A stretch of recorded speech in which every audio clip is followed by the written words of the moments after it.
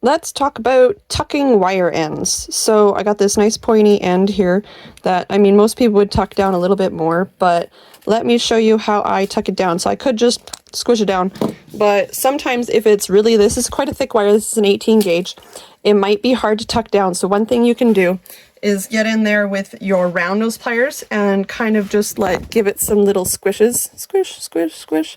So all I'm doing is I'm not like trying to like squish and peel it off.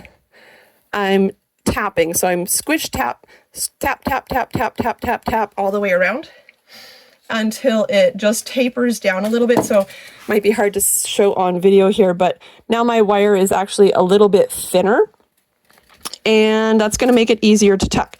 So now you're going to go back in with your flat nose pliers, and we're just going to finish trying to round it off. So when I'm getting to this rounding part, I'm doing the exact same thing now with my flat nose pliers. I'm pushing and tapping and turning at the same time. So I'm not trying to like pinch and twist.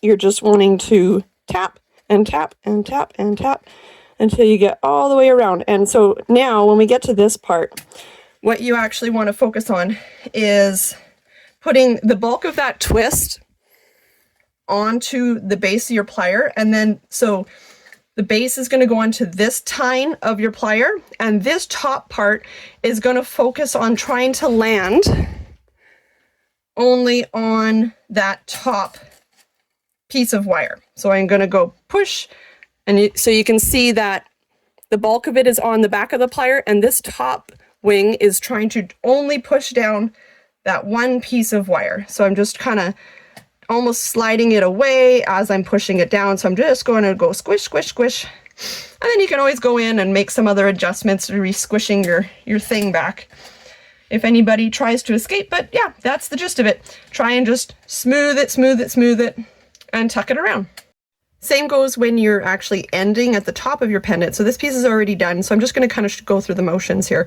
But I was wrapping this thin wire onto my thicker wire, and so my thin wire ended right up in here in the neck. And so you actually want to aim for a hole to put that wire into. Instead of just letting it randomly put itself somewhere, you choose where it goes. So I ended up with a little bit of a hole here, so when I cut it, instead of just the tap tap tap like I said before, because it was kind of in a hole in here, I did actually lightly tighten it by kind of pinching it and rolling it, so it actually tensions the wire a little bit as I do that. So I do a little bit of tapping, but I also do a little bit of rolling to try and put it exactly into the little hole that I want. Once you get it into a little gap, then once again, it's not got no pointy, so it's not going to scratch the skin, it's not going to catch on a sweater, and it looks nice and neat.